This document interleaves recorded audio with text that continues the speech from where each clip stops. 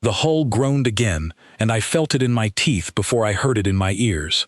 Sparks fell from the ceiling panel above my station like dying insects, and the emergency lights turned the whole command deck a sick shade of red. I was Cale Ian Thu, second officer of the mining station Calna Reach, and in the last 6 hours I had watched every hope I owned burn away, one message at a time. We were not a warship. We were a drilling platform anchored to a dead moon at the edge of Concord space, built to pull rare minerals out of frozen rock, not to survive an attack. When the raiders came out of the dark without warning lights or hailing signals, we had nothing to fight back with except prayers and the station's aging shield grid, which was already failing by the time I reached the command deck. "Grid integrity at 40%, said Vesa, our systems officer, her voice tight and thin. "We lose the outer ring in maybe 20 minutes. 20 minutes. I remember thinking that number over and over, turning it in my mind like a stone I could not put down. 20 minutes was nothing. 20 minutes was the length of a single meal, a short walk, a nap before a shift. It was not supposed to be the measure of how long 211 people had left to live. I sent the distress call myself. My hands were shaking so badly that I mistyped the station's coordinates twice before Vesa reached over and corrected them for me without a word of complaint. The signal went out on every emergency channel the Concord recognized, wrapped in the old universal code that every civilized species was supposed to answer without question. That was the promise, the one thing that was supposed to hold true no matter which world you called home. A cry for help would be heard. The first response came from the Austin Fleet outpost, 2 systems away. I remember the relief that flooded through me when their communication officer's face appeared on our screen, calm and official, framed by the pale green light of their bridge. "Calna Reach, this is Austin 3rd Fleet Command. We acknowledge your distress signal." "Thank you," I said, and for one small moment I believed we were saved. "We need immediate assistance. Our shields are failing, and we have raiders on approach." There was a pause. A pause that lasted only a few seconds, but felt like it stretched out into its own private eternity. "Calna Reach, your station falls outside our designated response perimeter. We are forwarding your call to the appropriate regional authority." The screen went dark before I could answer. I sat there staring at my own reflection in the blank display, feeling something cold settle into my chest that had nothing to do with the failing life support.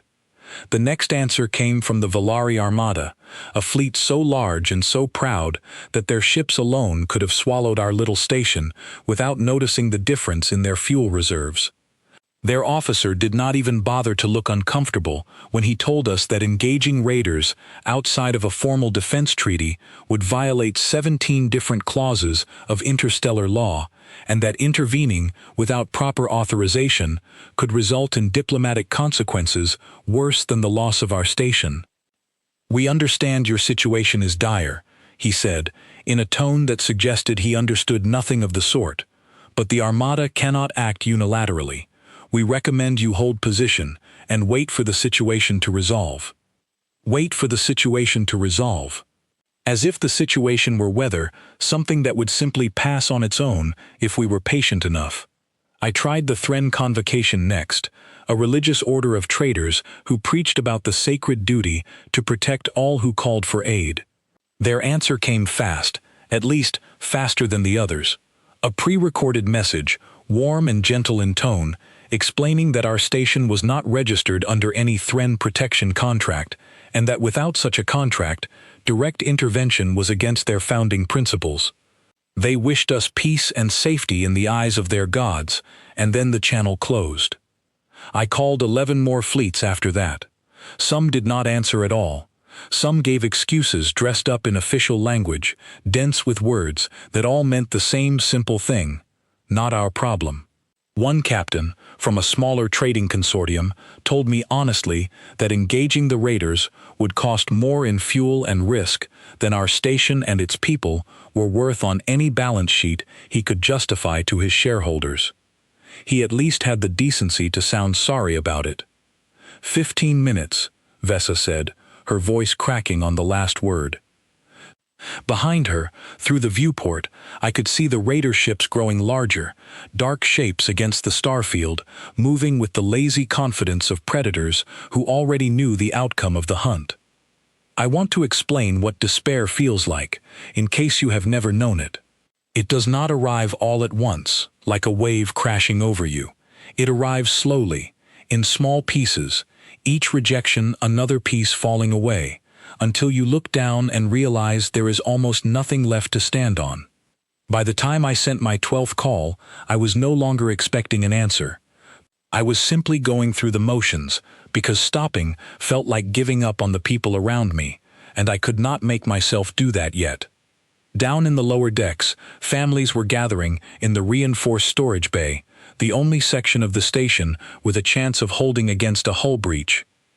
Children who did not understand what was happening asked their parents when the shaking would stop. I could hear some of it over the internal comm, thin voices trying to stay brave, and it was worse somehow than anything the raiders had done to our shields. 10 minutes, Vesa said. Kale, I don't think anyone is coming. I did not answer her. I could not find the words. Instead, I opened the distress channel one final time, not because I believed it would help, but because I refused to stop trying while I still had breath in my body. I sent the call out wide, to every frequency our old equipment could reach, including several that had not been used in years, channels reserved for species so distant or so unfamiliar that we rarely had any contact with them at all. For a long moment, there was nothing, static and silence, the sound of empty space swallowing my words whole. Then something answered. It was not smooth, it was not polished like the Asen officer, or gentle like the Thren recording. It came through broken and rough, our translators struggling to make sense of the accent, words clipping in and out as it tried to match unfamiliar patterns of speech to something our systems could understand. Kalna, copy your signal. Say again, say your position. I stared at the console, my hearts, both of them, suddenly pounding so hard I could feel them in my throat. This is Kalna Reach, I said, forcing the words out steady, even though nothing inside me felt steady at all. We are under attack. Our shields will fail in less than 10 minutes. We have 211 souls aboard, including children. Please, if you can hear this, we need help. There was a pause, shorter than any of the others had been. Copy that, Kalna Reach, the voice said, and even through the static and the clumsy translation, I could hear something in it that none of the other voices had carried. Not calculation, not hesitation, something simple and direct, almost startling in how uncomplicated it sounded. We're coming. I did not know, in that moment, who or what had answered me. I did not know their name, their species, or their reason for saying yes when 11 others had already said no. All I knew was that for the first time in 6 hours, someone had spoken to me without excuses, without clauses, without balance sheets or treaties or perimeters. Someone had simply said they were coming. Vesa turned to me, her eyes wide, her voice barely above a whisper. Who was that? I shook my head slowly, watching the raider ships drift closer on our failing sensors, counting down the minutes we might not have. I don't know, I said. But it doesn't matter who they are, it only matters that they said yes. Outside, the dark between the stars remained empty, silent, indifferent as it had always been, but somewhere in that silence, something was moving toward us, faster than protocol would ever allow, faster than any fleet I had called before had been willing to move.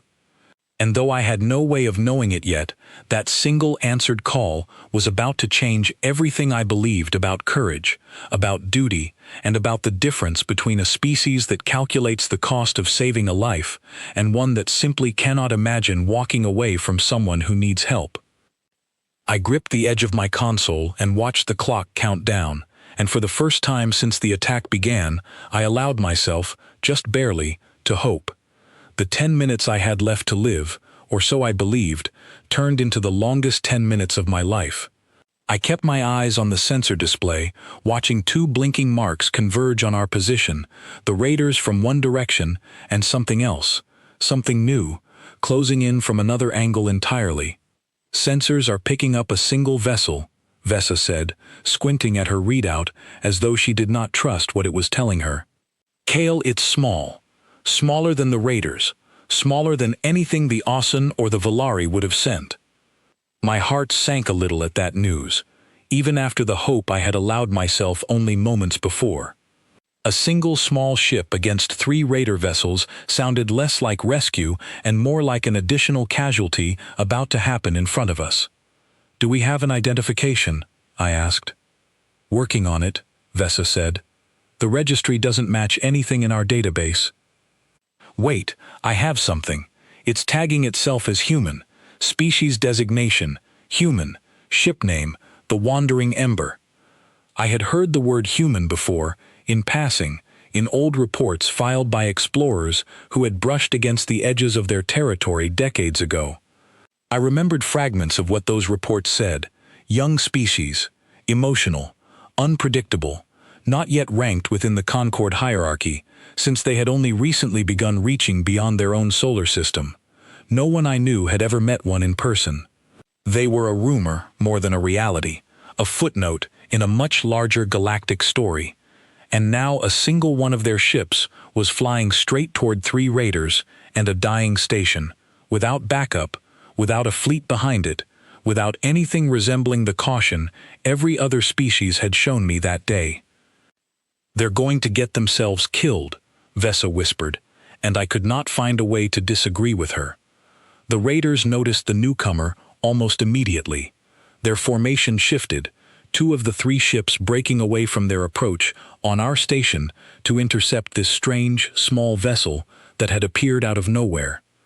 I watched the display with my breath caught somewhere in my throat, certain I was about to witness the destruction of the only ones who had bothered to answer our call.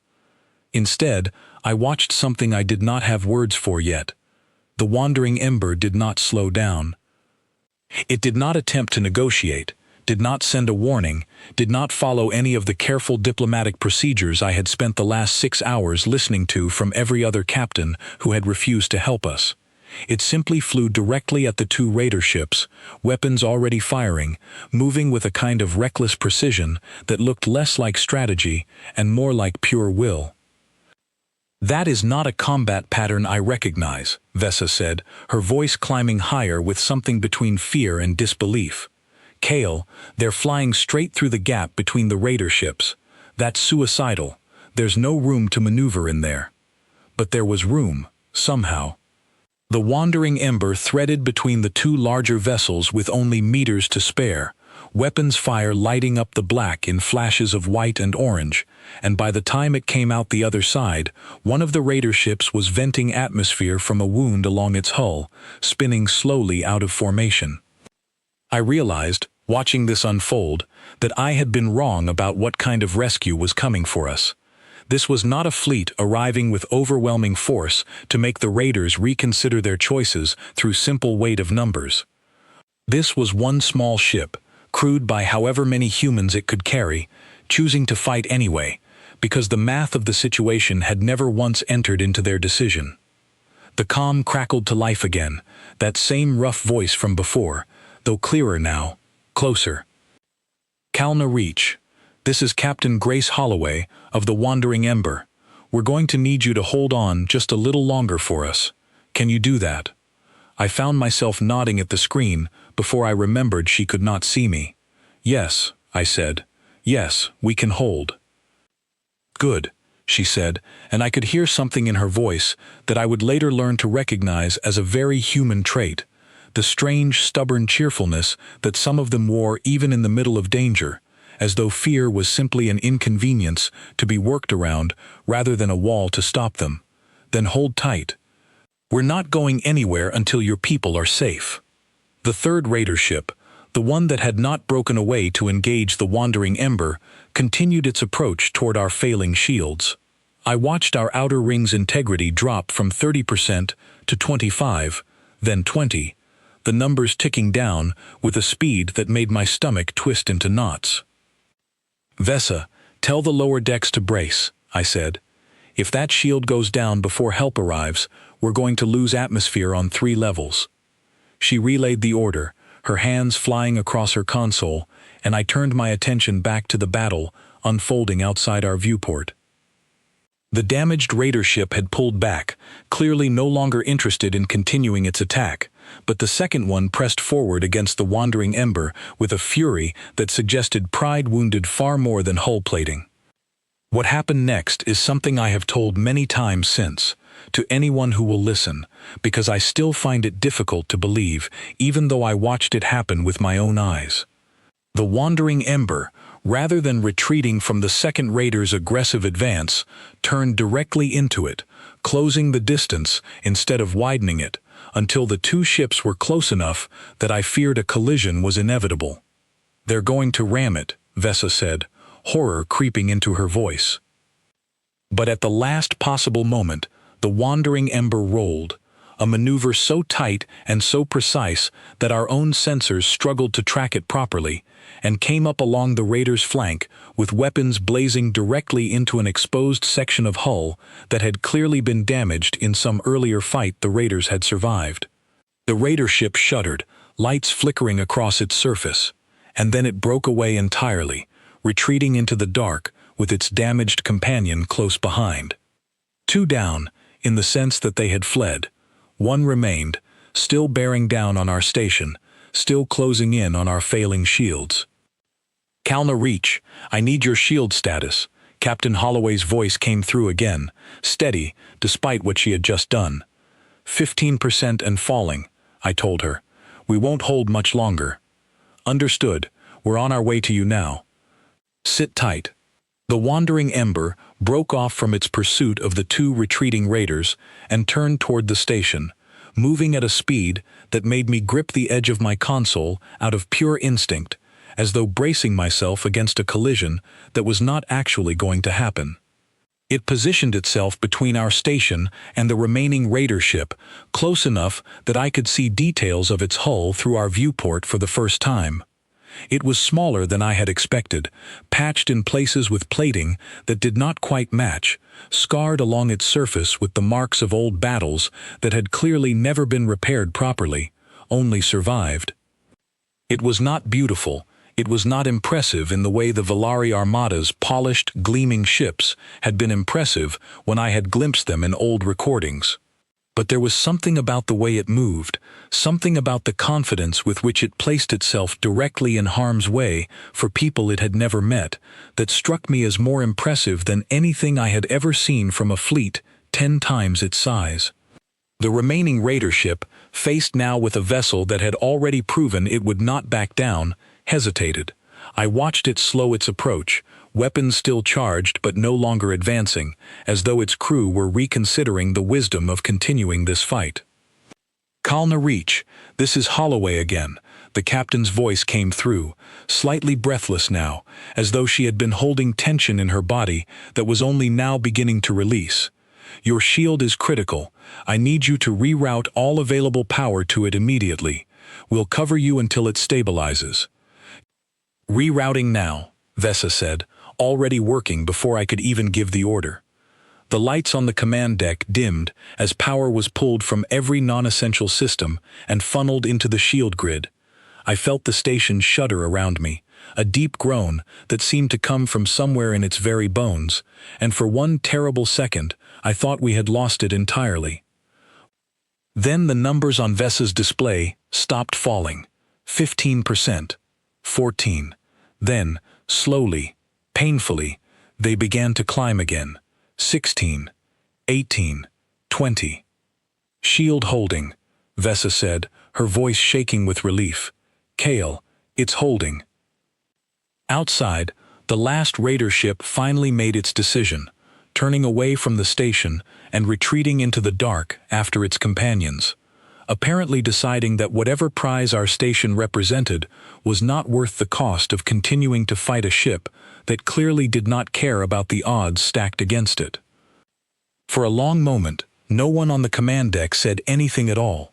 We simply stared at the empty space where 3 enemy ships had been only minutes before, now replaced by a single small vessel, scarred and patched, and utterly unremarkable by every measure I had been taught to judge a ship's worth, holding position just outside our hull like a promise being kept. "Calna Reach, this is the Wandering Ember," Captain Holloway said, her voice calmer now, warmer, carrying a note of something that I would later come to understand was simple relief that everyone had survived. Threats clear for now. "How are your people doing down there?"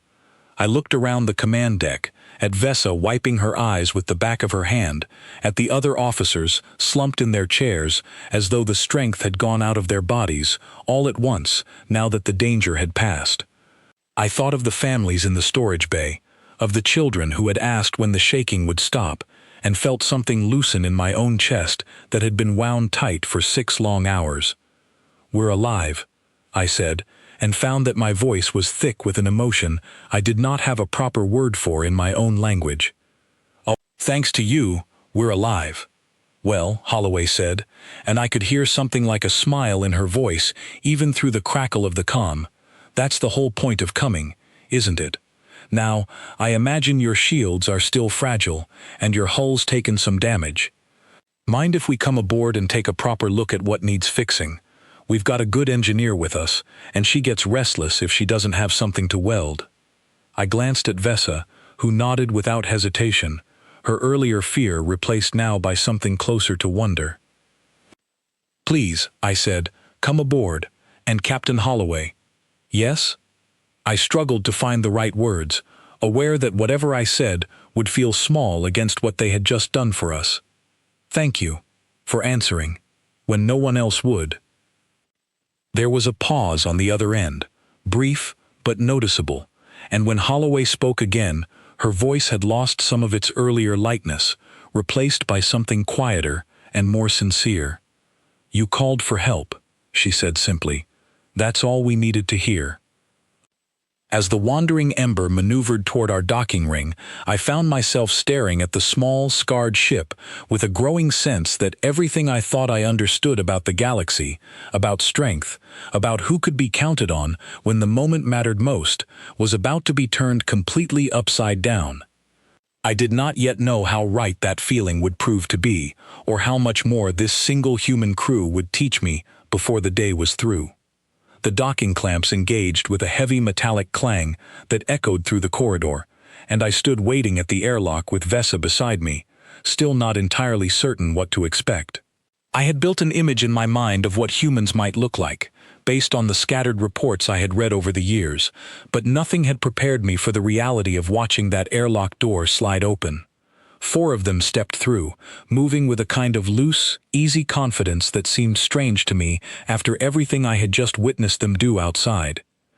The one in front, a woman with short dark hair and a jacket covered in more pockets than I could easily count, extended a hand toward me in a gesture I recognized from old cultural files as a greeting. "Captain Grace Holloway," she said. "You must be the one I was talking to on comms." "Kael Lin Thu," I said, taking her hand carefully, unsure of the correct pressure to apply. "Second officer of Calna Reach. This is Vesa, our systems officer." "Good to meet you both, even under these circumstances," Holloway said, and then gestured to the 3 people behind her. "This is Daniel Cole, my first officer, Ryan Doyle, our medic, and Laura Finch, our engineer, who I promise is far less terrifying than she looks when she's holding a plasma torch."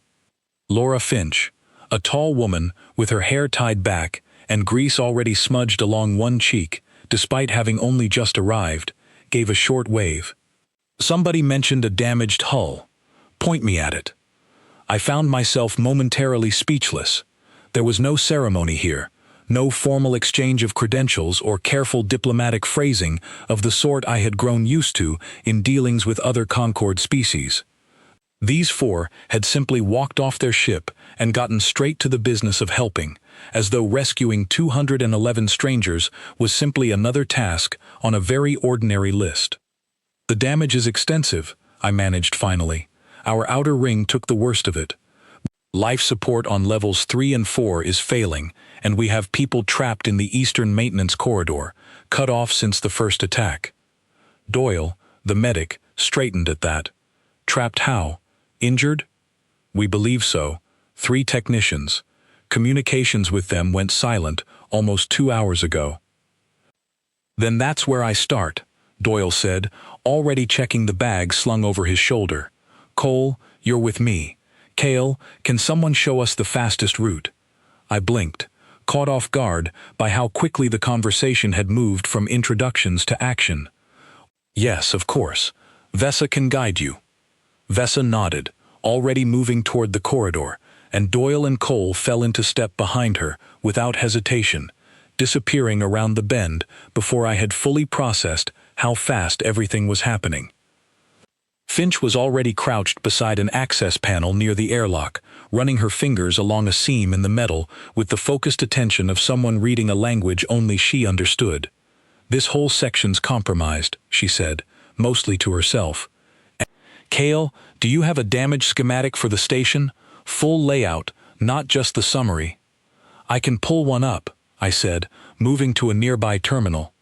Do that, and somebody get me eyes on your shield generator. If it held through that fight, it's probably one bad surge away from failing for good, and I'd like to fix that before it becomes a problem instead of after. Holloway remained beside me as the others scattered to their tasks, watching the corridor with an expression I could not quite read. She's always like this, she said, nodding toward Finch. Give her a broken machine and she forgets the rest of the universe exists until it's fixed. You all move very quickly, I said, still somewhat stunned. On other ships I have dealt with, there would be procedures, approvals. A survey team would need to assess the damage before repairs could even begin. Holloway's mouth twisted into something between a smile and a grimace. Yeah. Well, people are still trapped in your maintenance corridor, and your shield generator is one surge away from dying. Doesn't seem like the moment for procedures to me. I pulled up the schematic on the terminal and handed the display over to Finch, who studied it for only a few seconds before nodding sharply and heading off toward the shield generator room with a toolkit slung over her shoulder, muttering something about outdated capacitor arrays that I did not fully understand. Captain, I said, turning back to Holloway, may I ask you something? Sure. Why did you come? We called 11 other fleets before your signal answered. All of them refused, for reasons that made sense within their own systems of law and treaty and obligation. You had none of those obligations to us. You did not know us. Why would you risk your ship, your crew, for strangers on the far edge of Concord space? Holloway was quiet for a moment, looking down the corridor toward where her crew had disappeared. When she answered, her voice was calm, almost matter-of-fact, as though the question itself was strange to her. You sent a call saying people needed help, she said. That's usually all the reason we need. I won't pretend we don't think about risk, because we do. We're not reckless for the sake of being reckless. But when it comes down to it, if we can help and we don't, that's a choice we'd have to live with afterward. Easier to live with a few scars than with knowing we could have done something and chose not to. It was such a simple answer, delivered so plainly, that it took me a moment to understand the weight of what she had just said. Every other captain I had spoken to that day had given me an answer wrapped in complexity, in law, in careful calculation of cost against benefit. Holloway's answer had none of that. It was almost embarrassingly straightforward. That is not how the Concord teaches its members to think, I said quietly. Yeah, Holloway said, with something that might have been sympathy in her expression. I've noticed. Our conversation was interrupted by Vesa's voice, crackling over the internal comm, tight with urgency. Cale, we've reached the trapped technicians. They're alive, but the corridor's partially collapsed, and Doyle says 2 of them need medical attention right away. I'm on my way, I said, and Holloway fell into step beside me, without being asked, moving with the easy assumption that helping was simply what happened next, without any need for permission or invitation. We found them in the Eastern Maintenance Corridor, a section of the station where a support beam had buckled during the attack, trapping 3 technicians behind a wall of twisted metal and fallen debris. Doyle was already kneeling beside the narrow gap they had managed to open, speaking through it in a calm, steady voice that carried none of the panic I would have expected given the circumstances.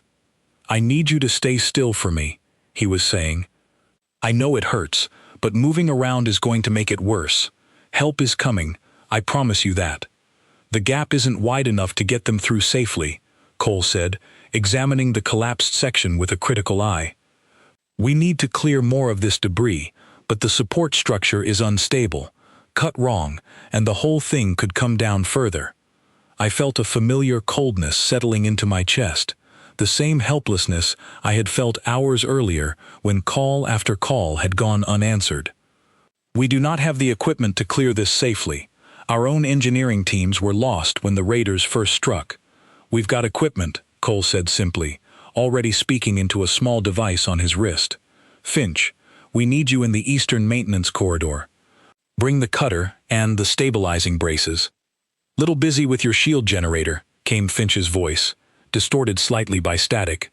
"Can it wait 10 minutes? "We've got 2 injured and unstable structure," Cole said. "Your call, but I wouldn't wait." There was a pause, and then a heavy sigh. "On my way.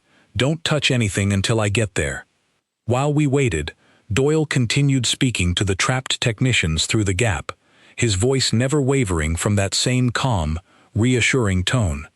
I found myself watching him with a strange fascination, struck by how easily he seemed to hold both urgency and calm at the same time, treating the situation with the seriousness it deserved, while never letting that seriousness turn into panic that might frighten the people trapped on the other side of the debris. "You're doing great," he told them. "Just a little longer now.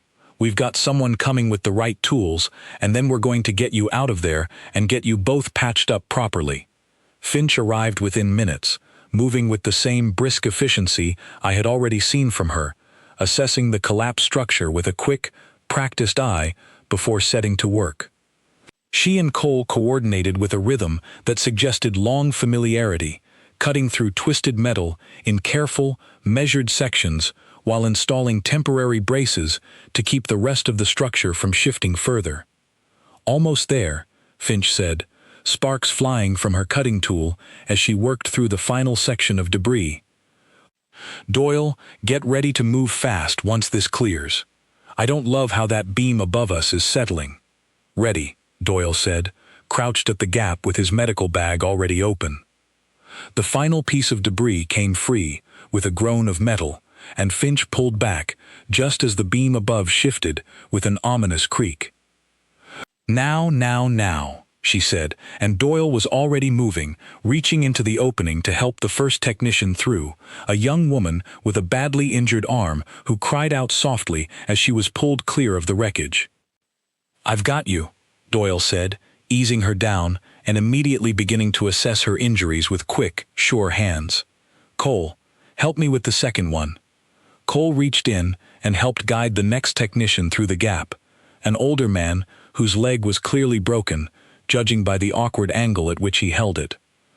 The third technician, thankfully uninjured beyond bruises and shock, climbed through on her own, immediately moving to check on her 2 colleagues with the kind of frantic concern that comes from caring deeply about people you feared you might lose.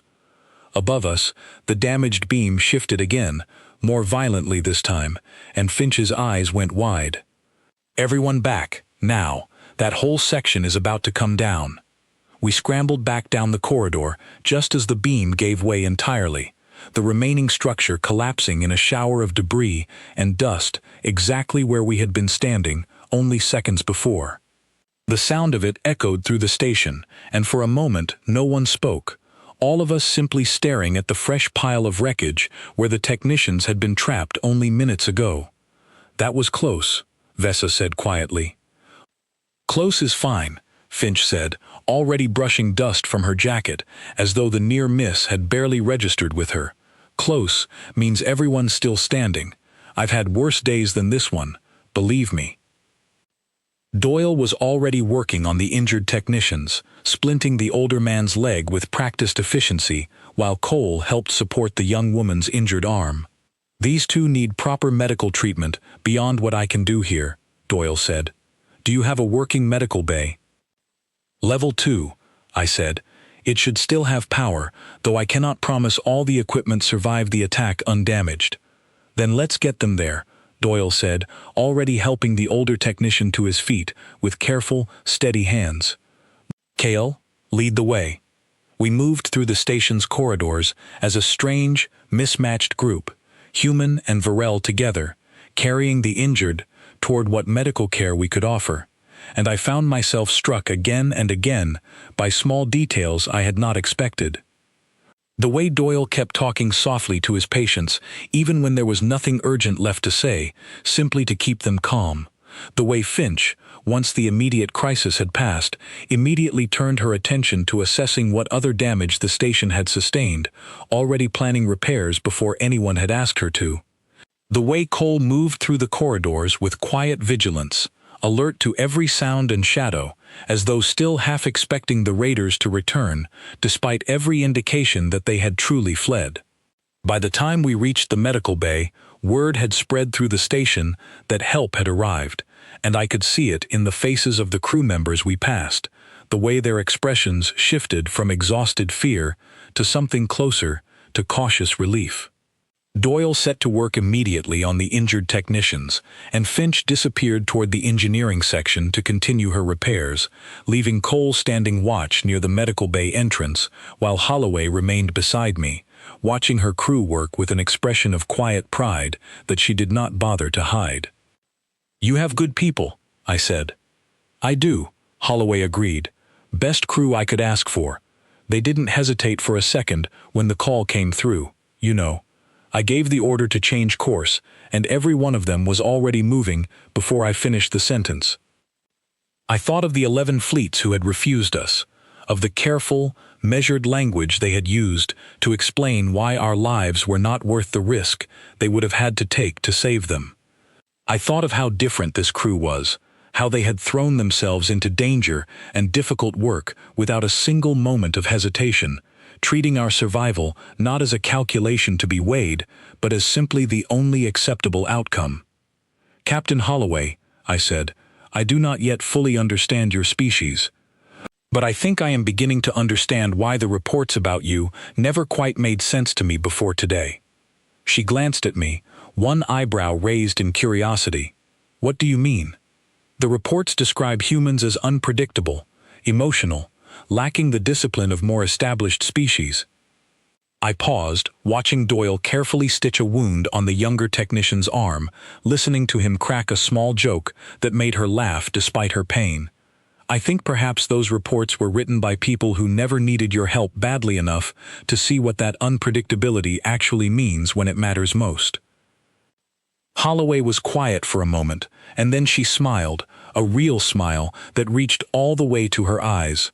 "Most people don't understand us until they've needed us," she said. "And honestly, that's fine by me. We're not trying to impress anyone. We just don't like standing around doing nothing when someone's in trouble. Never have." Somewhere deeper in the station, I could hear the hum of power slowly returning to sections that had gone dark during the attack, Finch's work already beginning to bear fruit. Around me, the crew of Kalna Reach moved with a little more ease now, a little less fear in their steps, and I realized that for the first time since the attack began, I finally believed we were truly going to be all right. But the day was not finished teaching me its lessons yet, and what came next would prove to be the moment I would remember most clearly for the rest of my life whenever anyone asked me what humanity truly meant. It was Vesa who found the problem, nearly 2 hours after the technicians had been pulled from the wreckage, when the last of the fires had been contained, and the station's systems were finally beginning to stabilize under Finch's careful repairs. She came rushing into the medical bay, her face pale, clutching a datapad against her chest. "Kale," she said, breathless, "the crew manifest. We're missing someone." My heart sank all over again, just when I had allowed myself to believe the worst was truly behind us. Who? Toma, she said, from the lower storage decks. He was supposed to report to the shelter with the others, but he's not on the list, and no one has seen him since before the attack began. Holloway, who had been sitting nearby reviewing damage reports with Finch, looked up immediately. Where would he have been when the attack started? The lower storage bay, Vesa said. It's the deepest section of the station, closest to the outer hull. If he was there when the raiders first struck, and the section lost pressure— She did not need to finish the sentence. We all understood what she was suggesting. That section shows as sealed on my damage reports, Finch said, already pulling up the schematic on her datapad. Emergency bulkheads dropped automatically when the hull was breached nearby. If he made it to an airtight pocket before the bulkheads closed, he could still be alive in there, but the air recyclers in that section were damaged. He wouldn't have much time left, if he has any at all. How much time? Holloway asked. Finch studied the readout, her expression grim. Based on the size of the sealed section and standard air consumption, maybe 30 minutes. Possibly less. I felt the cold weight of dread settle back into my chest, the same feeling I had carried during those first terrible hours before Holloway's ship had answered our call. The bulkheads in that section cannot be reopened remotely, I said. Not without risking a full decompression of the corridor beyond it. It would need to be done manually, from inside, which means someone would need to reach the access point through the damaged outer corridor, which is still exposed to open space in sections, Finch added. The hull breach out there hasn't been fully sealed yet. Anyone going through would need a suit, and even then, it's not a safe walk. I looked around the room, already trying to think of which of my own crew might be capable of such a dangerous task, knowing in my heart that most of them were exhausted, injured, or simply not trained for the kind of technical work the rescue would require. Holloway was already standing, pulling on a suit that Cole was retrieving from a storage locker without being asked. "I'll go," she said, as though it were the most obvious thing in the world. "Captain, this is dangerous," I said. "The corridor is unstable, exposed to space in sections, and you have already done so much for us today. You do not owe us this." Holloway paused in the middle of sealing her suit, looking at me with an expression that was not quite confusion, but something close to it, as though my objection did not quite make sense to her. "There's a person in there," she said simply, "alive, running out of air, and I know how to get him out. I don't need to owe you anything to want to help him. That's not really how it works. For us." Finch was already pulling up detailed schematics of the damaged corridor, marking a path on her datapad. "I'll guide you through, but you're going to need to move fast, and there's a section about halfway through where the hull's compromised. You'll be exposed to open space for maybe 10 meters. Suit integrity check first." "Already done," Holloway said, sealing her helmet with practiced ease. "Cole, you're with me. Doyle, stand by here in case Toma needs medical attention when we get him out." "On it," Cole said, already suited and moving toward the airlock beside her. I watched them go, my heart's pounding with a fear I had thought I was finished feeling that day, and found myself following them as far as the sealed bulkhead would allow, unable to simply wait behind while someone risked their life for one of my crew. The internal comm crackled as Holloway and Cole made their way through the damaged corridor, Finch's voice guiding them from engineering, calm and precise despite the danger her friends were walking into. "You're coming up on the exposed section now. Watch your footing, there's debris along the floor that could tear your suit if you're not careful." "Copy that," Holloway's voice came back, slightly distorted by the suit's transmitter. "I can see the breach up ahead. Cole, stay close to the left wall, there's more structural support there." I stood at the sealed bulkhead, listening to every word, watching the seconds tick by on a small display Vesa had brought with her, the same cruel countdown I had watched during the attack itself, except now it was counting down someone else's air supply instead of our shields. 20 minutes remaining in the sealed section," Vesa said quietly. "We hear you," Holloway said, her breathing audible now over the comm, quick but controlled. "We're through the exposed section. almost to the manual release. The minutes that followed felt impossibly long, filled with the sound of Holloway and Cole working through the technical challenge of reaching the manual bulkhead release, their voices calm even as the countdown continued to shrink.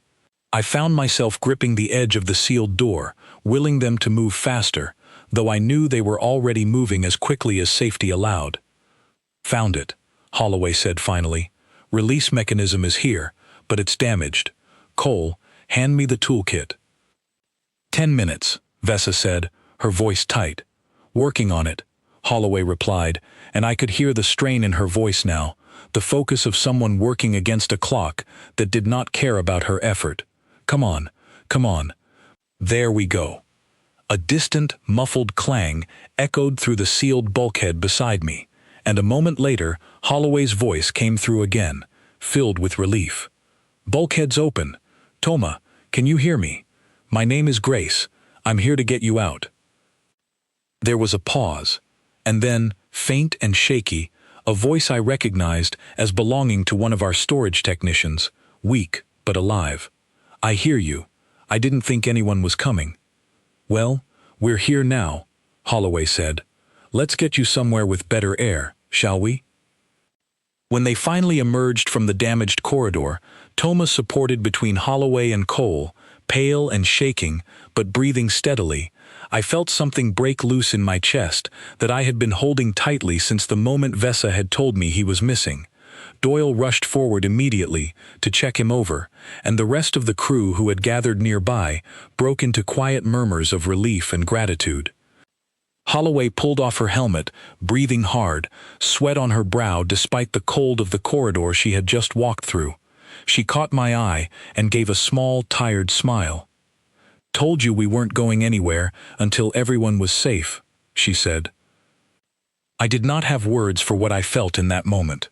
Watching this woman, who owed us nothing, who had already risked her life once that day to save my station, walk through a breached and unstable corridor to save one more person she had never met, simply because she could not accept the idea of leaving him behind. It was a kind of courage I had never encountered before, not in any officer, not in any captain, not in any species I had studied throughout my career. The days that followed were a blur of repairs, official reports, and the slow process of returning Kalna Reach to something resembling normal operation. The Wandering Ember remained docked with us for 2 more days, its crew helping with repairs that would have taken my own people weeks to complete on their own, before finally preparing to depart for whatever destination called them next. Before they left, I was required to file a full incident report with Concord Regional Command, detailing the attack, the response, and the eventual rescue. I sat at my terminal for a long time before I began writing, uncertain how to properly convey everything that had happened without the report reading like something out of fiction. I wrote it as honestly as I could. I listed every fleet I had called, every excuse I had received, every clause and treaty and calculation that had been offered to me as justification for leaving 211 people to die. And then I wrote about the Wandering Ember, about a crew of 4 humans who had answered a call from strangers on the far edge of Concord space and had not once asked what they would gain from helping us.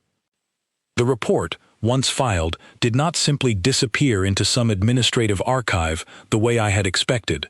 Within a day, I received a summons to appear before a regional review panel, along with several officers from the fleets who had refused our call.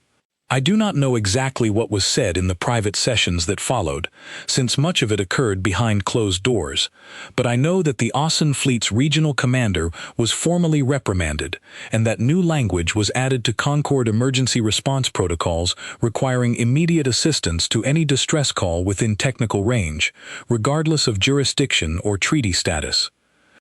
It was during one of these review sessions that I first learned the truth about humanity's reputation among those few Concord officials who had actually had dealings with them before. A senior logistics officer, an older Velari woman who had spent decades cataloging incidents across Concord territory, pulled me aside after one of the hearings. "You are not the first to file a report like this," she told me. "There have been others. a trading vessel pulled from a gravitational anomaly near the outer rim, when 3 larger fleets had already declared the rescue impossible. A research colony evacuated from a volcanic collapse that our own emergency services deemed too dangerous to approach. A damaged Concorde warship, of all things, towed to safety by a human vessel a fraction of its size, after its own allies had written it off as a lost cause. "I did not know any of this," I said, genuinely startled. "Why is it not more widely known?" She gave a tired, knowing smile. "Because it is uncomfortable for many of our leaders to admit that a species we have not even formally ranked within our hierarchy behaves with more consistent courage than fleets that have held power for centuries. It is easier to file these incidents away quietly than to ask the difficult questions they raise." I thought of the 11 refusals I had received, of the careful language used to justify each one, and felt a slow anger building somewhere beneath my ribs. "Perhaps those questions should be asked." "Perhaps," she agreed. "You may be the one to ask them, if you are willing. Your report has already caused more disruption in a single week than most incidents cause in a year. I suspect it will not be forgotten quickly." I did not know, in that moment, what to do with this new understanding. This growing awareness that humanity's willingness to help was not an isolated act of unusual bravery, but something closer to a consistent pattern, a thread running through their brief history among the stars that the rest of the Concorde had simply chosen not to examine too closely. All I knew was that I could not go back to thinking of them the way the old reports had described them, as young, unpredictable, undisciplined. I thought instead of Captain Holloway walking through a breached corridor for a stranger she would likely never see again. I thought of Doyle's calm voice, reassuring trapped and injured technicians. I thought of Finch, covered in grease and sparks, treating our broken station like a puzzle worth solving, simply because it needed solving. I thought of Cole, standing quiet watch, ready to move the instant he was needed. And I understood, with a clarity that settled deep into my bones, that I had witnessed something that day the rest of the galaxy desperately needed to see. Not a story of one lucky rescue, but a glimpse of what it might mean to measure a species not by the size of its fleets or the age of its treaties, but by the simple, unshakable question of whether it would show up when someone else was in danger, and nothing else stood to be gained. 3 months passed before I saw Captain Holloway and her crew again, though I thought of them often during that time, especially whenever I found myself sitting through another slow, cautious Concorde committee meeting about revising emergency response protocols. Change, I was learning, came slowly to institutions that had spent centuries building careful systems of jurisdiction and treaty, even when those systems had so plainly failed the people they were meant to protect. I had requested a transfer during those months, away from my post at Calna Reach and into a newly created liaison position, one designed to study and coordinate emergency response cooperation with species outside the traditional Concorde hierarchy. It was, in truth, a position built almost entirely around one uncomfortable question that my incident report had forced the regional council to confront. Why had a species with no formal treaty obligations to us responded faster and more effectively than fleets bound by centuries of alliance? My new duties brought me, eventually, to a small outpost near the edges of explored human territory, a modest way station where ships of many different species gathered to trade, refuel, and exchange information. It was there, quite by accident, that I found the Wandering Ember docked at one of the outer berths, its hull bearing a few new scars alongside the old ones I remembered. Finch was the first to spot me, emerging from beneath the ship with a wrench in hand and grease across her forehead in what I was beginning to understand was simply her natural state of being. "Well, would you look at that?" she said, breaking into a wide grin. "Kale Ian Thu, as I live and breathe," or whatever the Varel equivalent of that expression is. "It has been some time," I said, finding myself genuinely pleased at the sight of her. "I hope the Ember has been treating you well." "Same old girl, still holding together through sheer stubbornness," Finch said, patting the hull affectionately. "Grace will want to see you. She's inside, probably arguing with a supply merchant about fuel prices, if I know her at all. I found Holloway exactly where Finch had predicted, standing at a trade counter with her arms crossed, engaged in what appeared to be a spirited but good-natured negotiation with a merchant over the price of ship fuel. When she noticed me approaching, her expression brightened immediately, and she excused herself from the negotiation without finishing it. "Cale," she said, extending her hand in that same warm greeting I remembered. "I did not expect to run into you all the way out here. Last I heard, you'd taken some fancy new position back in Concord territory." "I have," I said, "a liaison role, focused on emergency response coordination. It exists, in large part, because of what happened at Calna Reach." Holloway raised an eyebrow, clearly intrigued. "That's so. Well, I hope some good came out of that whole mess, beyond the obvious good of everyone getting to keep breathing." "A great deal of good has come from it," I said. "New protocols, reprimands for the fleets who refused us, and a growing recognition, however slow and reluctant, that your species deserves far more respect within our systems than we have previously offered." Holloway laughed, a genuine, easy sound. "Respect's nice, I suppose, though we've never much needed anyone's official approval to keep doing what we do. Come on, walk with me. Doyle's been dying to hear how those technicians we pulled out of your wreckage are doing. He worries about his patients long after he's finished patching them up."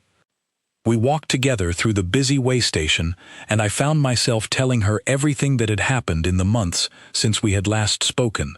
The reprimands issued to the Ulsun and Valari commanders, the new emergency response requirements now written into Concord law, the slow but steady shift in how our leadership discussed species outside our traditional hierarchy. Holloway listened with genuine interest, occasionally asking sharp, thoughtful questions that reminded me she was far more perceptive about galactic politics than her casual manner might suggest to someone meeting her for the first time. "There is something else," I said, as we approached the Wandering Ember's berth. "The Council has begun discussions about formally ranking humanity within the Concord hierarchy. There is talk of offering your species a provisional seat on the Regional Council in recognition of your demonstrated capability and character." I expected this news to please her, perhaps even to prompt some celebration among her crew, but instead, Holloway's expression grew thoughtful, almost amused, in a way I had not anticipated. "Let me guess," she said. "There's a whole list of requirements attached to that seat. Formal registration of our territories, diplomatic protocols, official response perimeters, that sort of thing. There are certain formalities involved, yes," I admitted, somewhat surprised by her perceptiveness. "See, that's the thing," Holloway said, leaning against the hull of her ship with a small, wry smile. "We didn't come to Calna Reach because of a rank, or a treaty, or a seat on anyone's council. We came because someone needed help, and we happened to hear them. If we start needing all of that paperwork and permission before we're allowed to answer a call, I worry we'll end up looking exactly like the fleets who left you waiting for 6 hours while your shields failed." Her words settled over me slowly, and I found myself understanding, perhaps for the first time, the full depth of what made her species so different from the careful, hierarchical world I had grown up within. It was not that humans lacked structure or discipline entirely. I had seen enough of their crew's coordination and skill to know that was untrue. It was that they had never allowed their structure to override the simple, immediate instinct to help someone in danger, the way so many Concord institutions had slowly, quietly done over the centuries. "I do not think a seat on the council would change who you are," I said carefully, "but I understand your concern. Perhaps the value in offering it is not what it would ask of your species, but what it might teach the rest of us, if we were made to sit beside you and watch how you choose to act." Holloway considered this for a moment, then nodded slowly. "That I could get behind. Teaching by example, rather than by law. Seems more honest anyway. We spent the remainder of that day together, and I found myself, for the first time since the attack on Kalna Reach, simply enjoying the company of people I had come to genuinely respect, rather than studying them as subjects of some larger political question. Doyle showed me pictures on his personal device of the technicians we had rescued, having somehow maintained contact with them in the months since, checking in periodically to ensure their recoveries were proceeding well. Cole told stories of other rescues the Wandering Ember had undertaken, some successful, some heartbreakingly not, always with the same quiet honesty that neither exaggerated their triumphs nor hid their failures.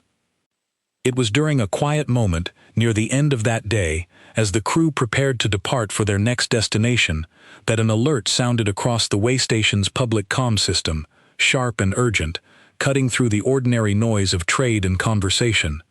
A distress signal, relayed from a transport vessel several systems away, its shields failing under an unexpected asteroid field it had wandered into while attempting to avoid a patrol of pirates. I watched, with a strange sense of familiarity, as the waystation's own communication officers began the slow, careful process of forwarding the call to the appropriate regional authorities, weighing jurisdiction and response protocols even as the countdown to disaster continued somewhere far away.